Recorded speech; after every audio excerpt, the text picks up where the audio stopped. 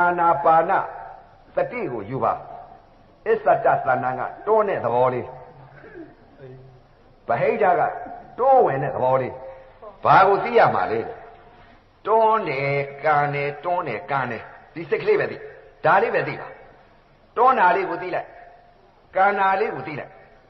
ဒကမာကြီးတွေကိုစိတ်ကလေးကိုပြင်ញင်လို့ဒကာကြီးတွေကိုစိတ်ကလေးတွေကိုပြင်ញင်လို့သေဃာကြီးကိုစိတ်ကလေးထားတတ်ဖို့ဒီယုံနဲ့ဒီနာဖြစ်လာရင်တော့သေတော့သေရမှာဒီကနေ့သေမလားနှစ်ဖန်သေမလားသဘွဲ့သေမလားဒီလသေမလားရှေ့လသေမလားဒီနှစ်သေမလားရှစ်နှစ်သေမလားမသိဘူးသေတော့သေရမှာပဲဒီယုံနဲ့ဒီနာဖြစ်လာတာကအသေးတောင်းလာသေမလို့တောင်းလာတဲ့ခန္ဓာကြီးအဲ့တော့သေပင်သေ냐တော်လေအသိလေးနဲ့သေရရင်အမြတ်ဆုံးတရားရအသိမရှိဘဲနဲ့ငါနဲ့သေရင်ငါခံရရမယ်ငါမရှိတဲ့တရားကိုရှိတယ်လို့ထင်လိုက်လို့ရှိရင်ဝေဒနာမြတဏှာကုသွားပြီဆိုရင်ကိုကျိုးနေကြအဲ့ဒါကြောင့်မလို့အသေးတတ်ဖို့ဟာကိုအရေးကြီးပါတယ်ကနဦးစိတ်ကလေးဟာမျက်စိမှိတ်လိုက်ပါအာနာပါနတတိကိုစိတ်ကလေးတည်ငြိမ်အောင်ယူမှာအစ္ဆတသဏ္ဍာန်ကတွန်းတဲ့သဘောလေးကိုသိပါမသိဘဲနဲ့မထွက်နဲ့ဗဟိတကတွန်းဝင်လာတဲ့သဘောလေးမသိဘဲနဲ့တွန်းဝင်တယ်လို့မသိဘဲနဲ့မဝင်စီနဲ့တိုးထွက်တဲ့သဘောလေးကိုသိလိုက်တိုးဝင်လာတဲ့သဘောလေးကိုသိလိုက်သဘောတရားလေးကိုတွန်းတဲ့သဘောလေးသိလိုက်ပါကန်လာတဲ့သဘောလေးသိလိုက်ပါတွန်းသဘောကန်သဘောတရားလေးကိုသိပါအဲ့ဒီလိုသိ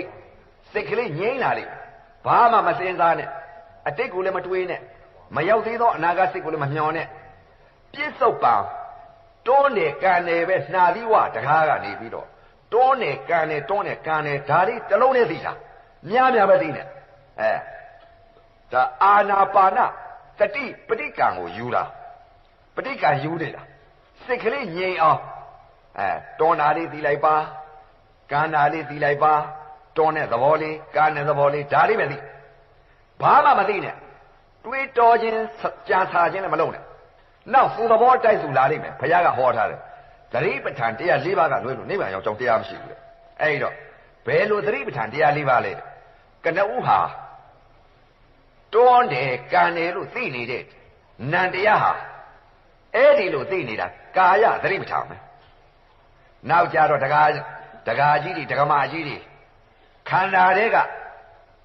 ပထဝီအာဘောတေဇောဝါယောလို့ဘုရားဟောထားပထဝီရဲ့မွေအာဘောရဲ့မွေတေဇောရဲ့မွေဝါယောရဲ့မွေဓာတ်ကြီးလေးပါမွေကြီး40ကြိုက်ပြီးသေးရလိမ့်အဲ့တော့